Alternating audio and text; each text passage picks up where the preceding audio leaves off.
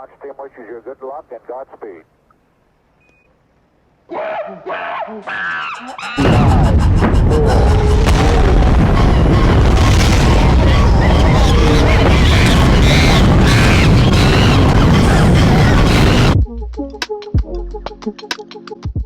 Space monkeys, blasting off about Kabocha and crafting new realities. Today we are joined by Ramsey, founder of Decentrated and I dare say core contributor and philosopher in the Edgware community, and Rich, who we all know as Monsieur Bulb from a previous episode. He's a key member of the Decent Partners Network service provider. Guys, super happy to have you on, and welcome to the show. Hey, thanks for having us. I feel like we have a lot to get through. You guys are introducing so many new concepts and ideas. So I just thought maybe we'd start with this description that you have of Kabocha, which is a parachain project spawned from the Edgware community. It's a holistic, self-evolving, grassroots parachain project funding and incubating teams to build new public infrastructure, an experiment in crafting new realities through direct participation, collaborative creation, and shared value. I want to start by clarifying just what you guys mean by public infrastructure. Public is a word that's used almost as often as kind of community in terms of like people say it, but no one really ever explains what they mean. So I think it's a good starting point. So when we say public, or certainly in my mind when we say public, we mean the public that we are creating. So we're not talking about existing public, so existing countries. We're talking about the public that is a group of humans who exist in a sovereign jurisdiction on the internet, connected by these things we call blockchains. And so public infrastructure is effectively the railroads, the kind of connective tissue that enables that public, that group of people who are drawn together through shared values and some sort of mission to create collectively and to do that over a long period of time. Rich mentioned something very good last week, and we were looking at the privatization going on in the world, where public services are being stripped away, and private and like companies are buying them, and they're going into the private sector. Sure. And I think that's our kind of our values and our long-term goals is essentially like, given the tools we now have, what kind of systems do we want to create that we want to function in, and essentially making, if now that we have these decentralized networks and systems available to us, this would be a great replacement for the centralized private companies that have misaligned, they're incentivized to speculate in the short term and not think about long term long-term benefits for the people using the systems as a whole. And so like when we talk about public goods and things like that, they need to be built on public infrastructure. There's a sort of an awareness when we say those two words of public infrastructure, of the first word public, of what public are you talking about? Like, because when people think about public in general, they would think about public health, or they think about public transport, or they think about public media. Yeah. And if you think about public health, if we're in the UK, when you immediately think about the NHS. If you think about public transport, you think about TfL if you're in London. If you think about public media, you think about the BBC. If you don't define what the public is, which kind of collection of people and how they are connected and what values they share, it's very hard to then establish the context for what infrastructure is. But ultimately, as Ramsey's saying, that it's been happening for 20, 30, 40 years, that the UK is a perfect example of this gradual, and I don't know if it's inevitable, but a gradual privatization of the public sphere, public health, public transport, public media. And that can be seen as a sort of a natural path that happens as the private sector sort of takes on more kind of expansive roles, and the profit motive that people have. But you can also see it as it can happen in a more insidious way as public goods are underfunded on purpose so that they then fail, which then leads to the inevitable, hey, we can do things much better because we're private and we are we're going to do things quicker and faster and what have you. So I think when we say public infrastructure, if you go, right, let's establish what the public is, what do we mean by that, what group of people, what's the governance, how do we establish our values and the group that is this public.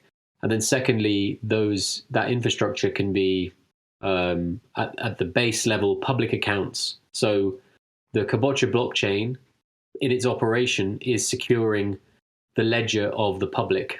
Then you have public currency, which is KAB, which is the native token or the native currency of that public.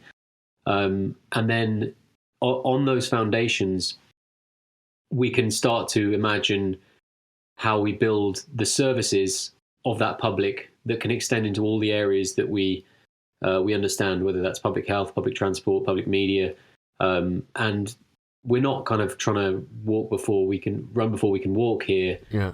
We're just trying to do the basic things. But ultimately, the foundation is this new public that will, over time, hopefully deliver public services to that group of people who are no longer bound by any sort of geographic boundaries. And so you can be supranational and hyperlocal at the same time. You guys have this other term that you have in your documents there, the network publics. Is that what you're referring to here? These networks are kind of the new borders, but they're concentrations of shared values. Yeah, network publics is basically our way of designing systems that, share this very resonant values to the underlying philosophy of the crypto world where Satoshi came from. Decentralizing systems. Creating Byzantine fault tolerant systems, which is also kind of public infrastructure, weirdly public infrastructure as well, where there's everything's very visible. Right. In terms of you can see where transactions went and things like that. Of course, that's probably going to change a little bit in the future. But nonetheless, we talk about the improved a way of improving how money is, how we design money and how we use it over the past since 2009. And we've all got kind of really good at knowing what's a shitcoin and what's a rug, and then we look at the old system and it's all a big rug and it's all a big kind of it's all a big shitcoin really. And so but we can take that further, and also I guess when I was getting into Bitcoin and I just got completely fascinated by it. Watching the Kaiser report on RT back in 2012 with Max Kaiser, and he was just absolutely shilling the hell out of Bitcoin, and he was also teaching me finance and at the same time through his satirical humor, right? And I think he deserves a lot of credit as well because he really helped to push to expand the awareness there.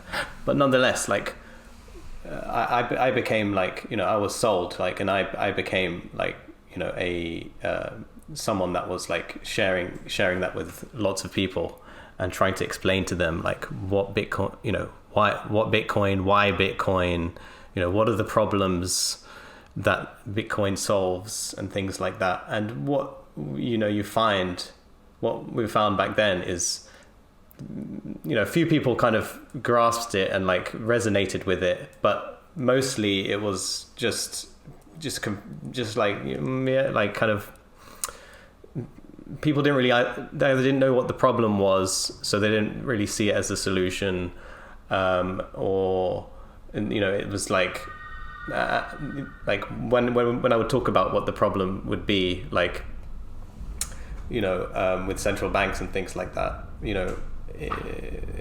it would just go over people's heads. Yeah. And so that's what we see with radical new paradigm shifting concepts, ideas, and technologies, is it goes over most people's heads, and initially. So if we were going to reverse engineer that kind of idea, it's like, well, what paradigm shifting things can we create that would better humanity and empower humanity even further? And now we get to like network publics, basically, or fast forward. And that's kind of where I'm trying to get to here, is like, what are we all here for? Like, why are we in crypto? Why do we find this technology so fascinating, other than, making a few bucks, why are we here? Like, it's, we're here to, be part of a better system, right, with values that are more resonant to us and values we share, and to kind of liberate us from the older systems, essentially, because we know, or we have a sense that, they don't really have our best interests.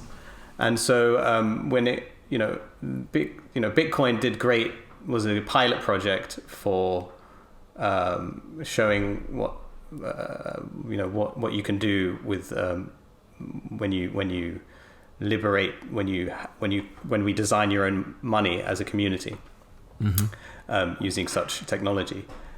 But like, what about all the other arms of the beast, and legs and body, it's not just the money that they use to control and use to further their means of authoritarianism. It's like, when we're born, we wake up into this world. It's like they've claimed us. It's almost like we've been de facto claimed. And it's like, it's a question of like rebutting those claims, essentially. And so in part of our research, we're experimenting and going into how we can design systems that are sovereign and that are parallel to the systems we were born into, and that we were kind of very, we were meant to consent into, but really, I don't remember consenting when I came out the womb there. And it's about permission, and it's about who is the authority? Like, is there do systems have authority over us if we don't consent to it? And the way they design the system, where is that no, there is the consent. It's a consent-based system, but they kind of manufacture the consent to use such a system. The thing that I love about crypto, and have done from the start, is what Ramsey said about that Bitcoin took him down this rabbit hole of learning about how money is created, and effectively revealed that. Right. Ethereum has kind of lifted the lid on how Wall Street works. I don't know that it's made it any better. It's just shown us how all these systems and all these kind of games are played. Right. Alternatives are either you become regulated, so either you create a system and you do it in such a way that you sit and kind of accede to the existing structures of the government that you're under, or like whether it's the US or UK or Europe. You're seeing what's happening in Russia right now, where there's this whole financial system that's really, no one's that sovereign, because you can be switched off at any one time. And this is not about who's good or bad. This is about how much control does one group have, and should that group have that much control. And so the thing that people have talked about with Bitcoin and a lot of the privacy side is that we need anonymity. We need to be able to be private. And Ramsey pointed out to me a while ago that there's this idea of, well, that's like hiding. That's like the dark web. That's like a kind of like we're doing things that are good. We believe that we're driven by values that are of a certain kind of positive and publicly minded approach, but that we're being forced to be anonymous for fear of being prosecuted or switched off or something like that. And so the point is that unless you have a legal system or an approach to law, an understanding of the principles of law as they are kind of originated and how they've been constructed and how that has manifested through hundreds of years, if not thousands of years, then the aim should be not just code is law through the Ethereum smart contract model, which effectively just doesn't give you anything remotely like agreements between humans. It just gives you a kind of procedure that is executed when certain actions happen. Right. It doesn't enable honor. It doesn't enable the nuance that is about kind of how people relate within a system and how that can be governed. And so for us, part of this sort of journey is not just about, when we talk about public infrastructure, it's public accounts, public currency, public law. And what does that mean? How can a network public, how can it not just exist on the internet, but how can it interface with existing legal jurisdictions in a way that is open, that it's honorable, that is in the full public glare and respected? And there's all these institutions that people like talk about, like the UN, like FIFA, that are supranational legal jurisdictions, effectively, that you can travel on a kind of a quasi passport from the UN. And that, so there's, in the same way that Bitcoin taught us about money and central banking and Ethereum has taught us about like Wall Street, I think in some of the ways, part of what Kabocha will be about is talking about those things again, reminding people why we got here, but also there's this other big machine that exists called the legal system. And it's not good or bad, it just exists. And we need to understand, if you want to change things, you need to understand the systems that you're designing from. It's an interesting conversation because, I feel like we can talk about, on the soft end, the inefficiencies, on the hard end, the pure corruption of the current systems that we live under. And to your point, without any consent or choice, really. But it seems like you guys have created a tool to allow anybody to propose and build a parallel system. And I really want to understand how our listeners can use your tool to start building a system to solve the problems they see in the world. And maybe we should just start by kind of explaining the structure of stakeholders and Treasury to our audience. So as I understand it, you're doing a one-to-one distribution with Edgware. Edgware originally probably had one of the most honest and decentralized distributions, maybe of any blockchain project. That's the foundation. Like of a network public, we talked about it initially, but if you're doing stuff on a centralized distribution, everything else is fixed from there on. No so doubt. The point is that your distribution, I think I don't know where I read it, but distribution is destiny. So ultimately, there is no point, like with the vision that you have, with the kind of values that you might bring.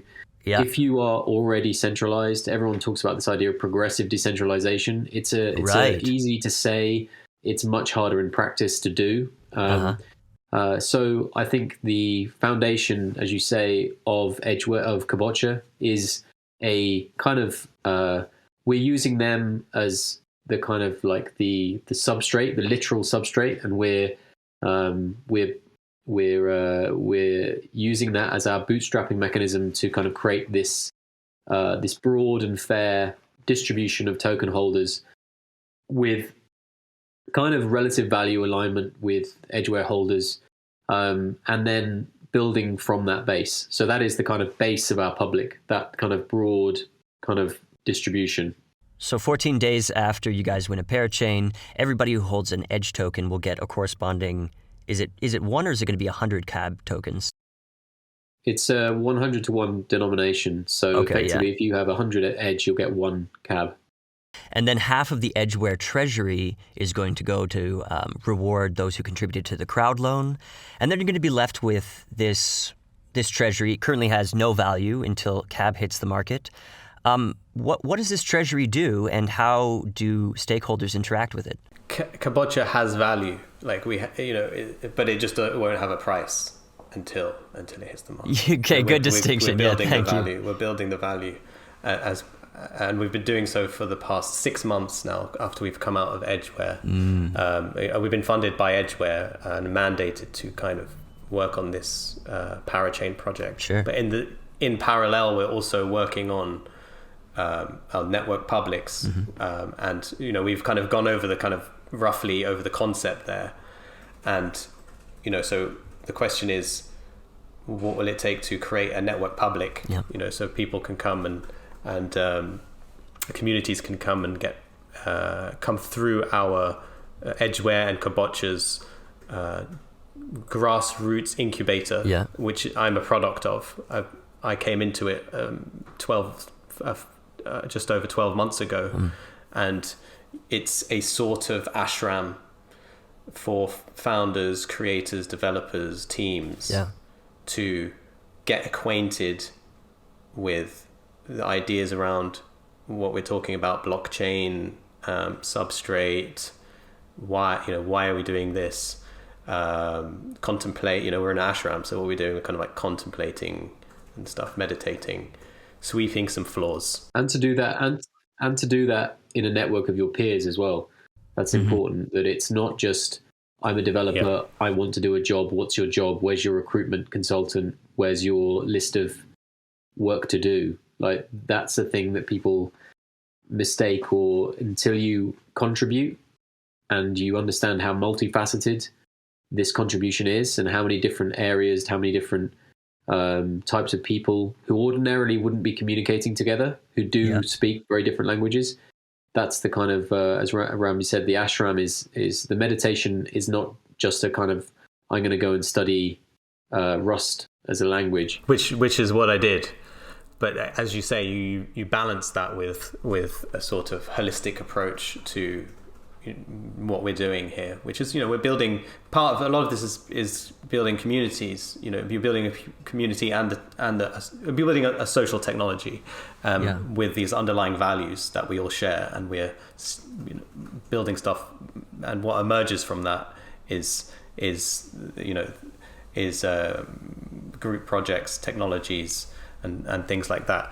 There's space for people to go into the corner and do a lot of research and go deep, but then it's to come back and to kind of share what you've found and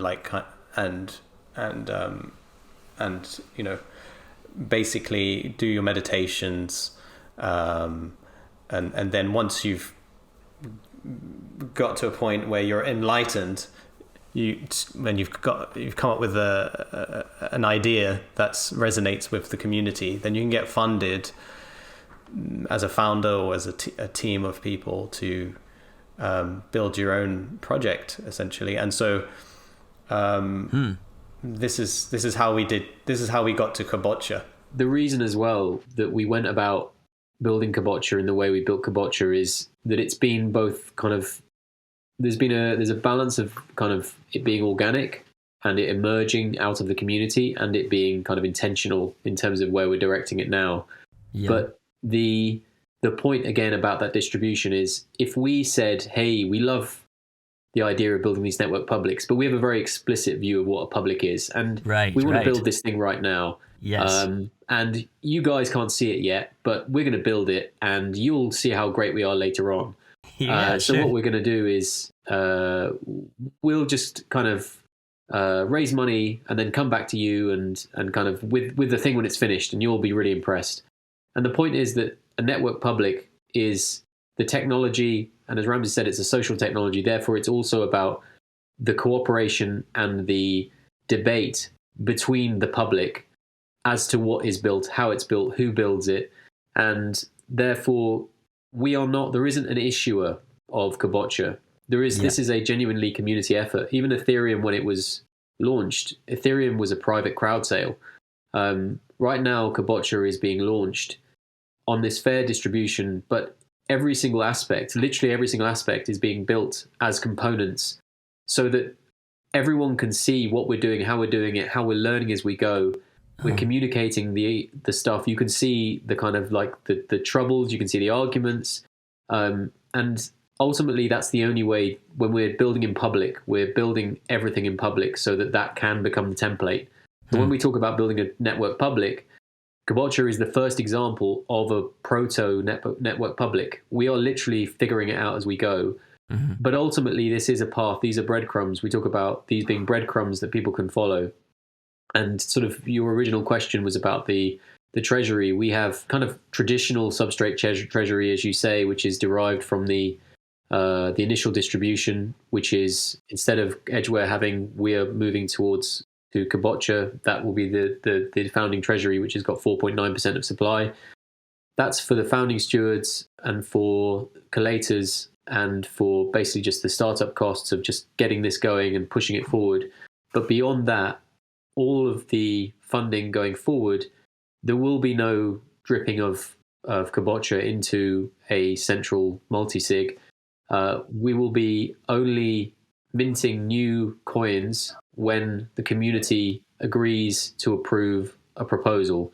Yes. And therefore, we think, and the reason for that is sort of twofold. There's one, treasuries are interesting because it's great for everyone to talk about, hey, we have $150 million in our treasury. Yes. But you don't. You don't. You have $150 million equivalent at that moment in time. You have a bunch of coins which are going to fluctuate up and down. And the strange thing, having been involved in both Decred and Edgware, like the psychology of treasuries changes people's behavior because when it's up, like we have loads of money, we can just spend, we can do loads of stuff. So people become more spendthrift, become more sort of more kind of open and kind of like big things are funded without a great critique. And the other way around, when the price drops, people become very reserved. People say we can't fund that now. So there's a sort of like this kind of flip-flopping of the sort of attention, and the psychology of a community can change, and it goes in waves, and that can really affect the kind of productivity and the output of that community. Right. So therefore, on that basis, creating only minting when we have proposals that are ready to go means that we can not only say that, well, every bit of this money is backed by the creative contributions of the community. It's not just sitting there idly, like with people worrying about it, but it's also an example that this is practically, this is fixed, but it's also infinite. Like, so we get to play with those two sort of interesting sort of psychological concepts, which is on one end, you've got kind of Bitcoin with the scarcity mindset. There's only 21 million. It's like everyone's Gollum from Lord of the Rings, and it's like, I've got to hoard as much as possible. There's only 21 million of these things. Yeah. And then at the other end, there's this kind of, people talk about the more inflationary experiments where you just inflate in its supply, and it can kind of just disappear. And so I think there's a sort of paradox or a kind of contradiction in terms or paradox is a better word, where searching for this idea of what's limited but infinite. Let me come at a different angle there, Rich, because it's not infinite, like it's undefined. So if someone makes a proposal and the community like it, and it's for a certain amount of CAB, and the community will vote it in, and then new CAB will be minted that would fund that project, and that project would be there to increase the value of what we're doing. Yeah. When proposals are made and the community votes them in, new coins are minted. So essentially inflation is connected to funding human endeavor, essentially. And so most of that human endeavor, or some of that human endeavor, is going to increase the value of the network. Yeah. And it's argued that even just that process in itself is a valuable thing. And so, funding human endeavor, human beings are a valuable thing. Like, I think we undervalue ourselves a little bit. Like, we put too much value on the technology that we build, and not actually our consciousness and our ability to, our potency, and things like that. So essentially, what we've coined it is proof of proposal, for lack of a better term. That's cool. Because we like the word pop. So instead of proof of work, because we're joining Kusama network and Kusama deals with the security, so we don't have to worry about incentivizing security. So what can we incentivize? Let's incentivize human endeavor. So we're going to attach inflation to funding proposals. It's an interesting concept compared to something like the Kusama Treasury, where I guess there's also a possible infinity there, but it's bound by the number of blocks being produced. Whereas in your Treasury, the supply is bound by people's ingenuity and their ability to produce ideas that they come up with. And deliver them. Yeah. And ultimately the approval of the peers. Yeah, it's a little bit more dynamic. So another thing I wanted to compare to like the way things are going on Kusama is that we have this small council on Kusama, and they have a reputation, and they sort of steward proposals through the logic and to the Treasury, and we kind of trust them right now to make good decisions. But we are on the path toward dissolving that council, and I don't know of, at least, an alternative to that structure. You guys are coming up with the network service providers. Maybe you can tell us a little bit about their role in connecting people and their ideas to funding. Well, so it's fairly obvious, and I think you can see it within Polkadot and Kusama, as you've seen. It was definitely obvious in Edgeware that you have two very distinct groups. You have people putting forward proposals, and you have a community. And within that community, you have people of very, very different expertise, interests, and kind of personalities. Yeah. And as you say, the council is this third group, which is supposed to sort of be a kind of mediating influence and kind of influence things in a more expressive way, rather than just to sort of like let anyone do anything. Right. And then the outside of that, you have a foundation like Web3 Foundation, which is kind of like onboarding new teams, helping sort of drive the adoption.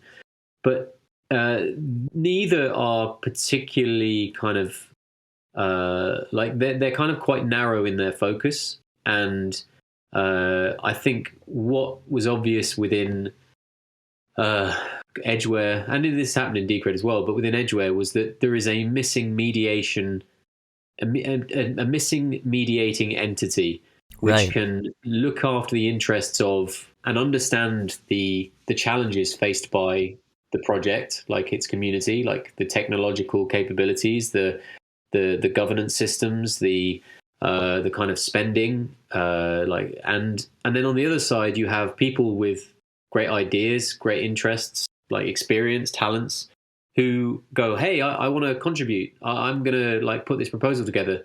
And a lot of the time you see a clash where people are just speaking two different languages, and it can kind of retreat into, you don't understand me, you don't understand us. Right. I don't like you, you don't like me, you don't understand me. Everyone gets frustrated, and like you just And so what it was again a very organic process. Like I'd been running Decent Partners for a long time, not really knowing what the business was supposed to be, just that I wanted to build a network and do something like within this public service, public media space, and that I just found myself fulfilling that role of sitting between people. That was what I did between the big whale, or like the big whale accounts that were controlling Edgeware on one side and Commonwealth Labs, who were the founding team on the other side. And they reached an impasse. They couldn't, they just couldn't talk to each other. But if you took a step back, you could see both sides had valid points. They just were like driven by different things. They had different values. And so in the end, by mediating between those two groups, it became quite an influential position, because I could talk to both sides and they'd like listen to me. And in the end, that's the role of a network service provider, is to effectively mediate between a community or a network public and entities that are looking to interface with that network public, and kind of remain as independent as possible. So I think I've been accused on some people like say that I'm too direct, or I'm why wouldn't I support certain proposals? Sure. And a lot of the time it's because if I don't know, if I don't understand a proposal, how can I possibly support it, or how can I possibly improve it? And equally with people that I have been in my network, so New Futures was a perfect example of this, where they were getting more and more angry at me because I was harder on them than anyone else probably, because I was worried about being perceived to be having favoritism. So it's it's an interesting role, but it's a necessary one. I think that for scaling these systems, you need these network native organizational sort of structures. And then the thing to say is that the benefit or the incentive for a network service provider is to take 10% on top of each proposal.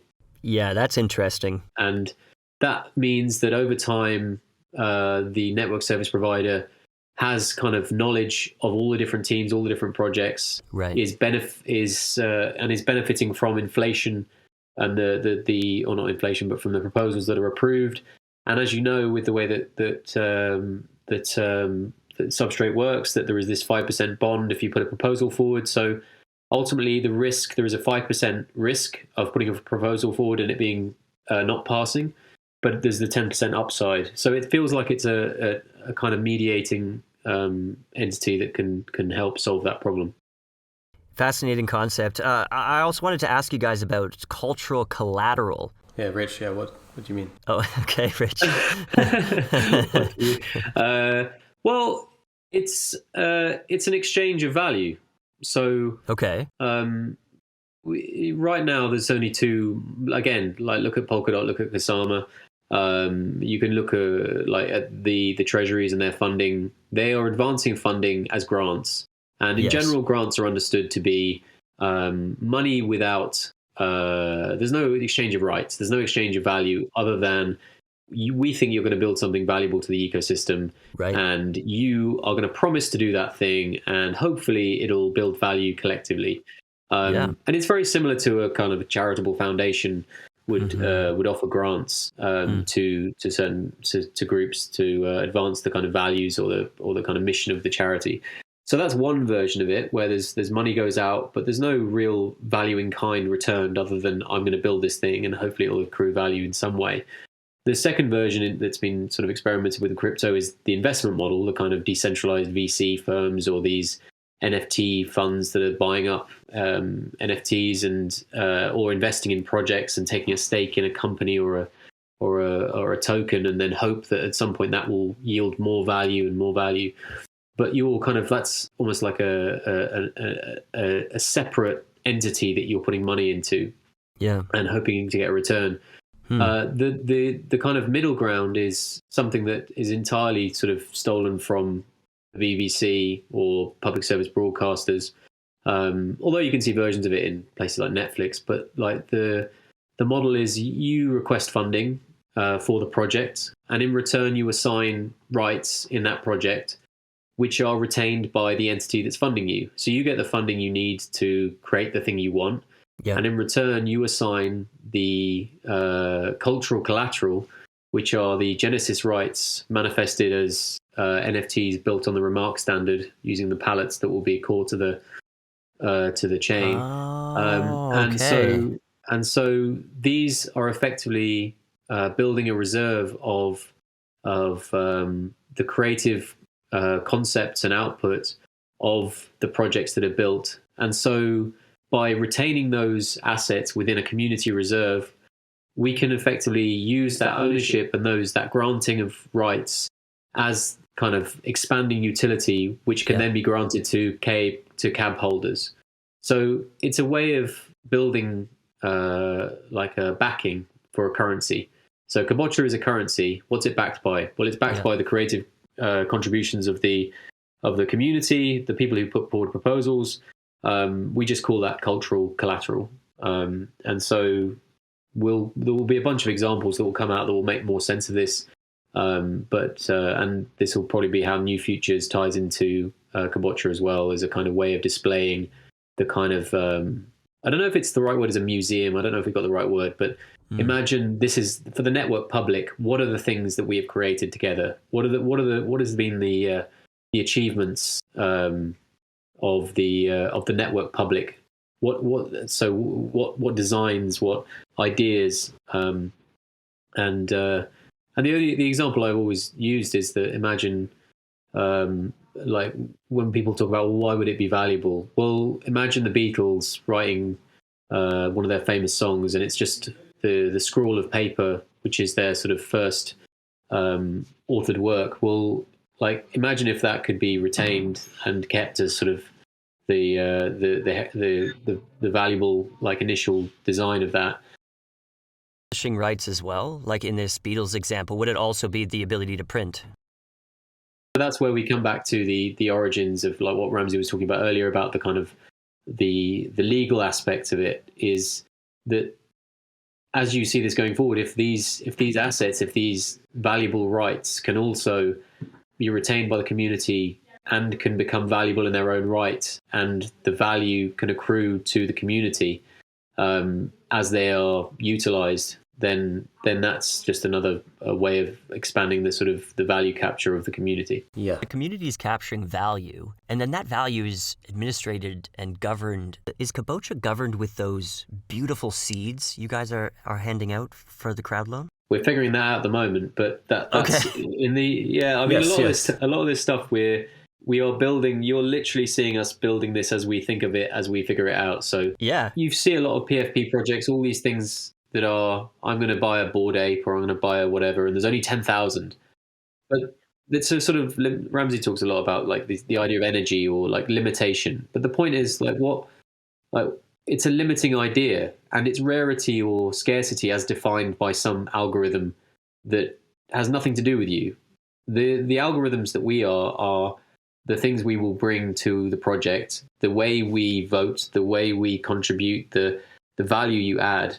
And so ultimately it seemed kind of sensible that if we were going to create a kind of representation of contribution and a way of kind of like people engaging with the network through governance, that the idea of a seed was quite a nice concept, because seeds can be like anyone can have a seed, but the way it develops will be entirely reliant on your contributions.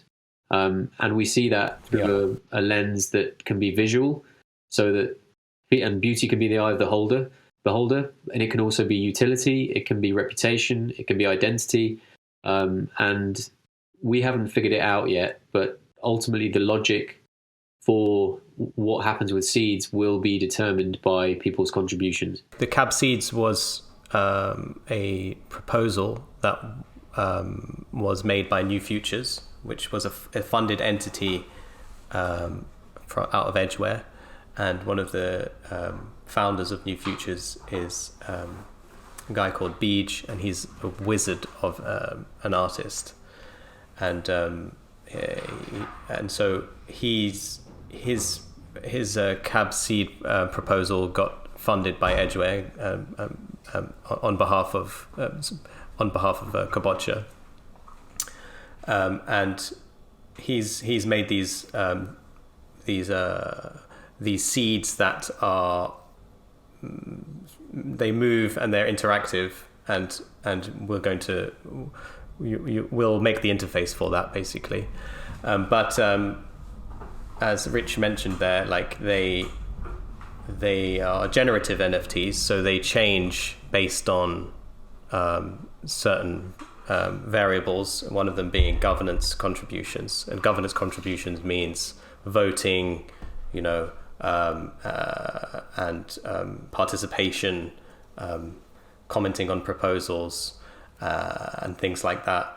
And secondly, they also represent, a Cab Seed represents your membership in the Kabocha community, and that membership, so when you go through the Crowdloan process, and you go through our UI, you will have a initial members record to a testimony to sign and notarize, and once you've signed that testimony and made a nominal contribution to Kabocha through Kusama Crowdloan, you receive initial membership rights in in Edgware, and that is reflected through a cab seed. If you then get a proposal funded or get some responsibilities and duties, that will be reflected in your cab seed. So it's like reflective of your level of your standing in the community, rather than being just a beneficiary of Kabocha, like someone that just is like a shareholder for example. If you are more than that and you are a proactive contributor and you have some sort of responsibility and you're mandated by the community, that will be reflected in your cab seed. So that's interesting, and it's kind of a solution to the final problem I wanted to bring up to you guys and get your opinions on, which is the participation problem. I mean, with these brand new tools and these brand new systems, how do we get more eyes on the tool? How do we get more people understanding how to use it? And how do we guide people to be as productive as they can be with the tool? Well, one of the things that I think, if you look at the Crowdloan interface, if you look at the way we've been trying to not use, as Ramsey says, the buzzwords, we're trying to make this a system that people can more easily contribute to and can understand how to contribute to. So one of our design values, if you will, is it's human-centered design and it's simplicity. And so if you look at the Polkadot.js apps, there's a lot there. It's got everything really. So the question isn't necessarily what can we add, it's what can we take away. And in the same way, and we want to apply that to all the tools we are creating, is to simplify the process for people. So that's one of our design values. It's like you can't force people to participate if they don't want to, right? That's right. There needs to be a reason for people to participate, and we are anticipating that what we're building is going to become a need. As we see, over the past few years, is becoming very blatant and brazen of the impingement of our rights, and we're seeing in other countries, if maybe that's the country you're in, if you're listening, is your bank accounts are getting switched off, or are threatening to, they're threatening to switch off your bank accounts, and that's just a way of that's a great way to control people, or you have to go through some sort of medical procedure or some sort of therapy that you don't consent to in order to see your family, that lives across the border, or so many things like that. And so we're building tools for people that are eventually going to need them, essentially, which is a kind of a trick answer to your question. But we're trying to you can have mechanisms to incentivize participation, but and there's a time and a place for mechanisms. But it's what we're the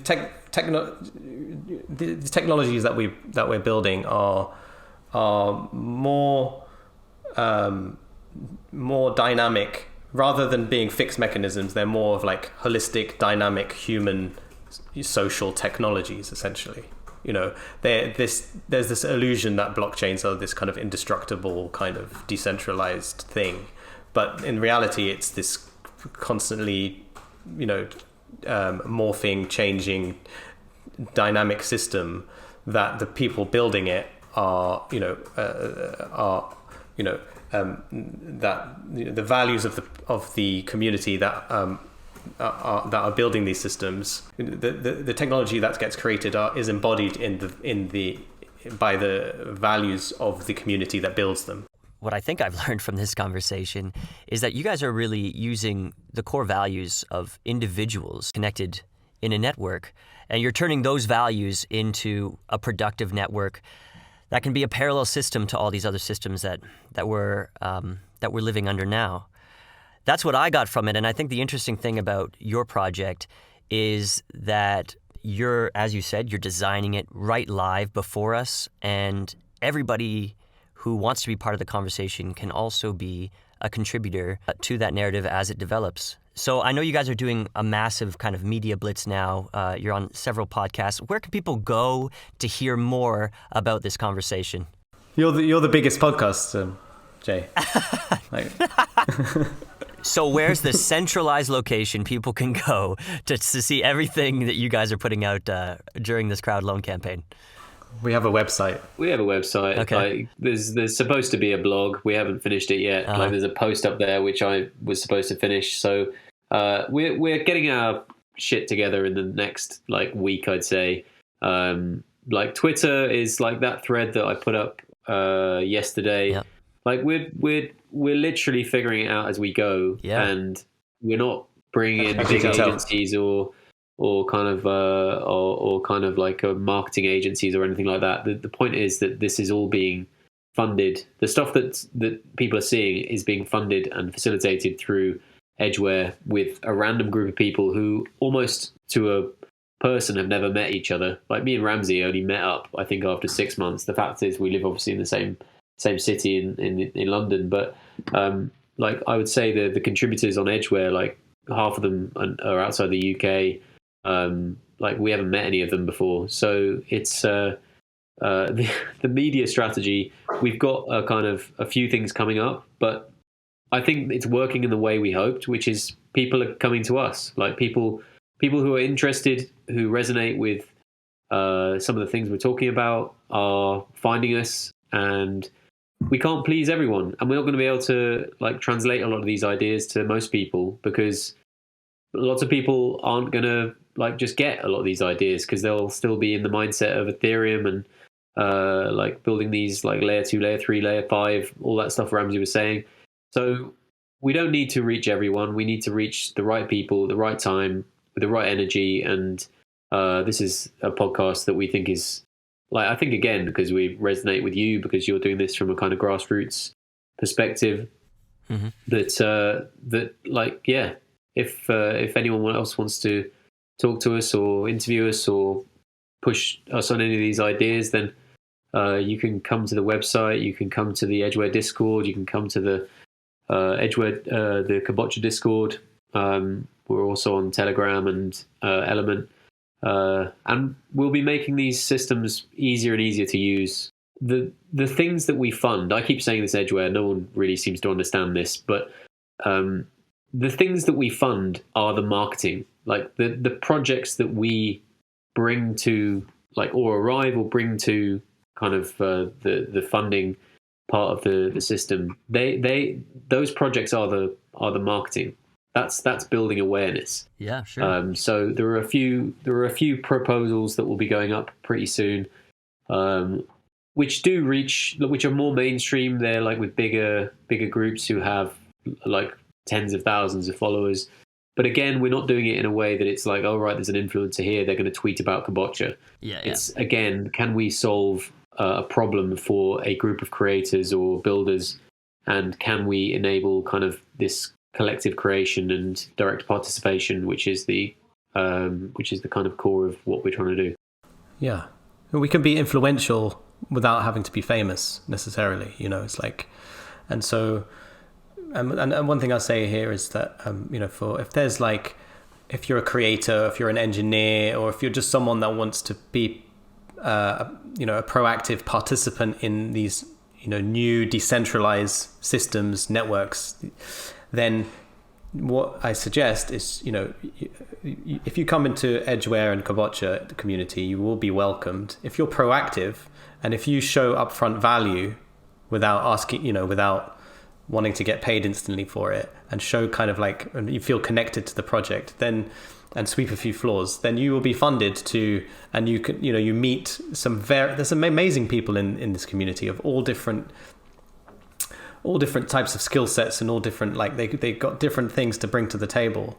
So, it's a great, as I said, it's our values is grassroots development. So if that's something that's, resonates, then, you know where to find, I'm sure you'll find Edgware and Kabocha community on the interweb here somewhere. And, that's how you can get started. You'll be welcomed. We'll welcome you. All right, so I will throw a bunch of these links down below, and anybody who's listening, if you're interested in joining the party and joining the mission, and you think you share the values with these guys, make sure you click through and find a place where you can start contributing. Ramsey, Rich, it was an absolute pleasure talking to you today, and I just want to thank you for coming up here and sharing these ideas with us. We wish you all the success with the Crowdloan and everything with Kabocha in the future. Thank you. Thanks, that was fun.